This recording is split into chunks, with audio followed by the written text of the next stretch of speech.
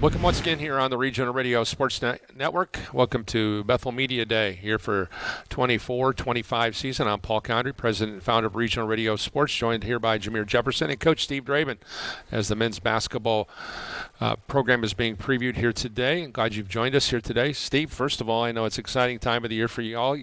I know you're just you're tired of practicing against each other. You're just itching to get into some game action. But how's camp been thus far? It's been good. We've had, we're 2 weeks into it, week 3 now. We've had 2 inter-squad scrimmages, had one the other day on Saturday with our alumni game and homecoming weekend. And it was good. A lot of, watching all that film, and it's good to see where our guys are at, how much more we need to work on, and kind of what areas we feel strong in. And then, just piecing things together. But our guys have done a good job. I thought we were going to have 14 guys healthy today, but Andrew Hedrick over there had to have a shoulder thing. But he'll be back, I think, tomorrow or the next day. And so far, so good. Our guys are working hard, getting in better shape, and getting game reps in. Well, one thing was really, really neat is this past weekend, the alumni game. It was so neat for me to be able to come back and see so many guys who I've had a chance to call their names, as well as, Coach Lightfoot was in the building. So many coaches coming back. It was just such a privilege. There were several Hall of Famers that were in the house. How neat is that for you as the head coach of this historic program to have those kind of people come back and to be a part of something that's really, really special? It's a lot of fun for me just growing up down the road in LaPorte, knowing the program and coming to practices here in Goodman Gymnasium before Y Camp was built. Watching, I told our lunch crew, all the people that were here, that my father and I used to schedule our games or schedule our weeks. My dad was a high school basketball coach, and he had his games, throughout the week. And anytime Michael Edison or Ryan Bales were playing, at Plymouth and at North Judson, we tried to go to those games. And those guys obviously later came to Bethel. It was good to see Michael Edison out here playing on Saturday. And didn't have the Edometer up I know. on the wall, but fun to see him out there, plus all the other guys. Caleb Ladig didn't play but was here. Tyler Brown didn't play but was here. You see Wes Ladig out there playing. Nathan Ayer. It was cool for me that I think there were 7 guys that I coached that were playing in the game. And starting to get older and having guys that have finished with me and watching them out there play was fun. Yeah, it was neat to get reacquainted and see some guys I haven't seen. And a lot of the guys, because of social media and whatnot, Facebook, Instagram, and those kind of situations, you're still a part of their lives. And I think that's really the neat thing about where we're at in that regards. All right, but we can talk about that really for the next 70 hours as far as I'm concerned, because I've been a part of about at least 70 hours of basketball in this gymnasium sometime or the other. But, all right, Jameir Jefferson's with us here today. And, Jameir, we're great to have him here, the pride of Memphis, Tennessee. Ladies and gentlemen, this is a completely different look for the Pilots in a couple ways. Drew Lutz, the All-American, has gone. Nathan Ertz, who was one of the top 20 players in the history of the program, rebounding and scoring-wise. So those 2 guys have graduated. You find yourself in a very, very interesting role. Your role is going to be expanded because of time. So let me ask you this. What did you learn from Drew Lutz and Nathan Ertz and some of those guys who have departed? Oh, I'll start with Drew Lutz. I just learned how to have a motor. Just watching that dude play was fun. He played with no fear at all. He attacked the game every day, and what he did in practice was more impressive than what he did in the games, because you would think like somebody that plays in a game the way he did, got reps up, it was times 10. And in practice, he didn't miss a shot, chasing them around. It just took my defense to a whole nother level, because when we played against the teams with guys that had the guards that would run around, it was really like a everyday thing for me, because I had to chase Drew Lutz around practice every single day, and he wouldn't miss a shot. And then the thing he just taught was poise, and like just watching him play, whenever he missed a shot, didn't really get down, didn't drop his shoulders, sprinted back on defense, came back down and shot it again like he was 10 for 10. And that's the thing that I just really picked up on, because, a lot of people struggle with confidence, but I just looked at Drew and he just was fearless every day. And then Nathan Ertz is just a leader. And I know one time I can recall when we were in Oregon playing against Bushnell, first half he erupted for like 18 points. And it was just like crazy because he didn't see a shot that he didn't like. And, you know, when he was aggressive like that, he gave people problems. He was a nightmare. And just trying to have that same mindset every time I step out on the court is what I learned from those guys. So you may or may not know this, but the guy to your left kind of played that way too when he was at his peak. Did you know that Coach Drabyn was like that?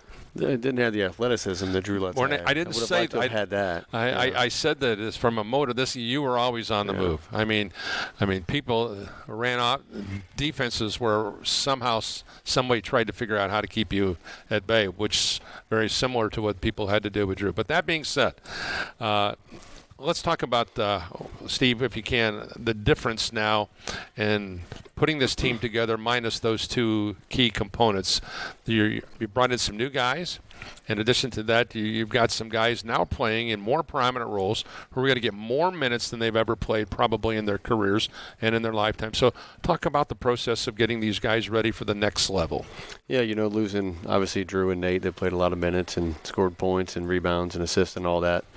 You lose that production in those minutes, but we still have 10 guys coming back from last year's roster, 6 out of our top 8 guys, and as far as minutes played, and so excited to see those guys. You're not going to have one guy all of a sudden go from these minutes to Drew's minutes or whatever points they scored to Drew's points or Nate's or whatever, but everybody's just going to do a little bit more.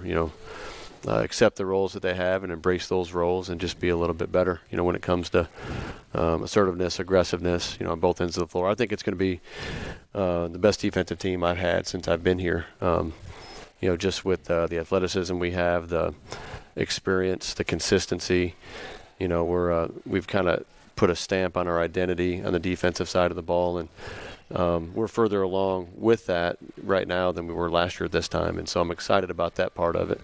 And then the offensive side of the ball, obviously Drew Lutz just having the ball in his hands so much and putting him in situations to make plays for himself or other people, I think we'll be more well-rounded and kind of, spread the ball around a little bit. I think it's going to make us harder to guard in a lot of respects. Last year, a lot of people would just sit down and guard and help and make it hard for Drew, and other guys had to make plays. And this year, teams aren't going to be able to do that, so we're going to have to, work inside out, be a little bit more motion-oriented. We could have 6, 7, 8 guys average anywhere from 8 to 15 points a game on any given night, and we've got 4 or 5 guys that can score 20 on any given night, so I'm excited about that part of it. Obviously, Jameir's role has been one of a guy who just brought a tremendous amount of energy every time he stepped on the floor. I don't know what he was thinking about when he was talking about motor, because I thought his motor was on nonstop every time he went on the floor. He was just defensively a blast to watch from my broadcast position. He was just so much fun, and he just totally got off shutting down the other team's best guy. But his role may change this year. You may want him to be able to be more productive offensively. So if you can take us behind the scenes, Steve, and talk about the conversation you had at the end of the season and how Jameir's expanded role is going to change this year. Yeah, and it was great for Jameir in his development last year. Obviously he came on, new to the scene, and he was just trying to kind of find, okay, how can I bring value to this team? And obviously the defensive side of the ball, just with his athleticism, his tenacity, his motor, plays at a high level all the time, practice games. And so just trying to find that role to where he can provide value. And as the season went on, that role, got larger. And he accepted it to the point where I think at Taylor last year, I think it was 20 points he had, and I think he was 7 for 8 from the floor, had some free throws, and so he started expanding his offensive game, and I think that's going to only get better this year. He still has got that defensive part of it. We'd love for him to pick up the ball anytime he can guard the ball full court. That just sets our defense, gets us ready, and he's disruptive in a good way.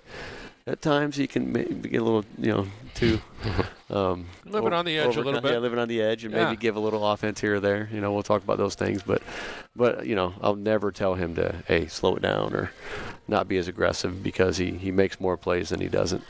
But yeah, I'm excited about his expanded role in the offensive end, just his ability to score the ball in the paint, his strength.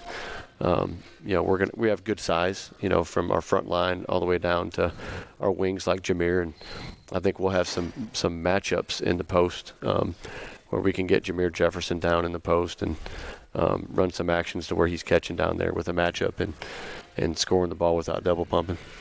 Jameir, talk about embracing the new challenge and the new role. Is it fun? Oh man, it is. It truly is fun. Just being able to relax a little bit on the offensive end now and not worry about, what am I doing wrong and messing up this or messing up that, and just letting the game come natural. And then another part of that is my off time, how much I can get in the gym and put up shots and work on my game on the offensive end to help complement the defense that I bring to the team. And just being consistent. That's been the biggest part. Not only getting reps, but going out and putting them to use and being consistent with that. So. Well, you have the toughness, I think. I know you spent a couple years playing high school football, so I know you have some of that toughness I think you need, and I think that toughness is something that is really, really special. When playing two sports in high school, do you think that has helped you develop a different type of tenacity that maybe some kids who, I'm not saying this is necessarily always the case, but as someone who may have only played one sport. I know Steve played baseball for the legendary Ken Schreiber for a year, and I know just being a part of that program, that's a life-altering change, sometimes playing another sport. Yeah, playing football taught me a different level of aggression. Growing up, I would always be on teams where the coach would say who's going to step up, who's going to start it. And when I got to high school, it was just trying to keep that mindset of being aggressive first, so you don't have to be aggressive in retaliation. So, just playing both sports in high school gave me a better feel, and it grew me as an athlete because, obviously they're two totally different sports, but, as long as you bring an energy and being able to be coached and learn and, be wrong sometimes and also know when you're right, that type of thing helps. And like the coaches I played under, they were great. And they just taught us a whole different thing about being coachable. That's the biggest thing. I feel like if you're coachable, you can play any sport. That's a great point. And it's easy to learn. And like even the small stuff like disc golf, I learned it from one of my teammates, Caleb.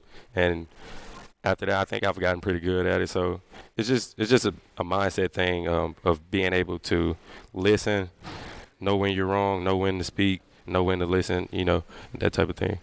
Steve, Crossroads League, it's a take no prisoners kind of a mindset you have to have going into that league. That round robin is not for the faint of heart. And then, of course, your guys' preseason schedule is littered, if you will, with a bunch of pretty productive squads in there. So give us an idea on what you have to do to compete in the best league in the country, and as well as some of those key non-league matchups. Yeah, well, I got Jameir here. I feel like I got to mention this too. I talked his defense, offensive stuff, but before I talk about the Crossroads, just his leadership that he brings to the table. Last year, I tell people all the time that we were one of the few teams. I think maybe one of the only teams in the Crossroads. Even Grace obviously had a great year, but we never got blown out. Like we were 2 minutes to go. We were even the games we got beat, we were within a couple of possessions, and a part of that's Jameir.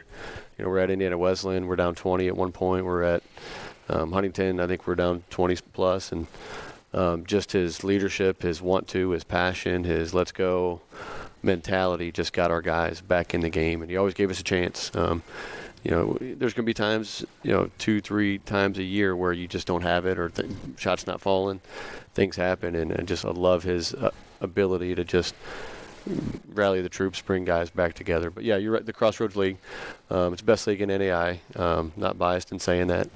I think just the teams in our league have proven it. Indiana Wesleyan, Grace, Marion, Huntington, and all the way down the line. There's very few nights where you can take nights off. You can't. And I think about our first year here. We start 15-0, and We're 3-0 in the league, 12-0 non-conference, and we're feeling pretty good about ourselves. We get into the league, and unfortunately had some sickness and whatnot, and had a tough losing streak, and then each year, one thing we're trying to get better at is just being able to go through that first round and then get better in such a way that you can get through that second round. We struggled in that second round of our conference each year, and we're trying to figure out how to get our players in best position to be successful during that time, because it takes 5 things. I always tell people you have to have obviously talent, you have to have coaching, you've got to have health, you've got to have and a little bit of luck along the way. I think I'm missing something there, but and then the last thing, and this is probably the most important, is culture. If you don't have good culture, like, you're not going to win games in our league. And if you don't have just one out of those 5 things, it's hard to win in this league. And even if you have those 5, it's tough to win. So trying to just get better at those 5 things each and every day. Jameir, speak to the culture that Coach Drabyn has, and then I'd like for you to tell me what your thoughts on playing in the best conference in the country. The culture here is unreal. Not a knock to other teams I've played for, but I've just never been a part of a group as cohesive as this one, on the court and off the court. I think we're all genuinely interested and invested in each other and watching each other grow, and it's just amazing. Guys like Andrew Hedrick, James Anderson, Preston Phillips, those type of guys that when you miss a shot or something like that, they're picking you up immediately. You don't even have to get down on yourself necessarily, but they're just there just because, and that type of thing goes a long way with a team. I think about last year, after that last game we had when we lost to Central Baptist in Kansas, the talk in the locker room wasn't really about basketball. It was just about the relationships we built and made with each other along the season. And I think that's very important for any type of success on a team, because if you don't have that cohesiveness and camaraderie off the court, on the court, it's going to be hard to put all that stuff together, because if I can't trust the guy beside me, why would I go out there and want to be better for him and want him to be better for himself? So, Jameir, from your perspective as a guard, and you look at where you're at, so I'm going to ask you to address the defense. I'm going to give you an open-ended question. The Pilots are going to be really good defensively if we can do this. What would it be? Just over-communicate. We got a lot of guys on our team that you can say are quiet. Just taking that next step, and everybody just being disruptive, talking, flying around on defense. I think that type of thing is going to set us over the top, and especially in those games when we go in and people don't normally think we're going to win them. I think that's how we get those games, and then that's how we get the games that we should get, And I just think that vocal piece, I think that was a piece that we were missing last year. We had a lot of communication errors, and it cost us. So I think eliminating those communication errors this year is going to be the key to us having great success in this league and, in the overall NAIA tournaments. Steve, I know I ask this every time you and I do an interview. I always ask you, hey, Coach, what do you have to do to win this game offensively, defensively? So let me give you that blanket statement in regards to the entire unit. Just give me a flyover.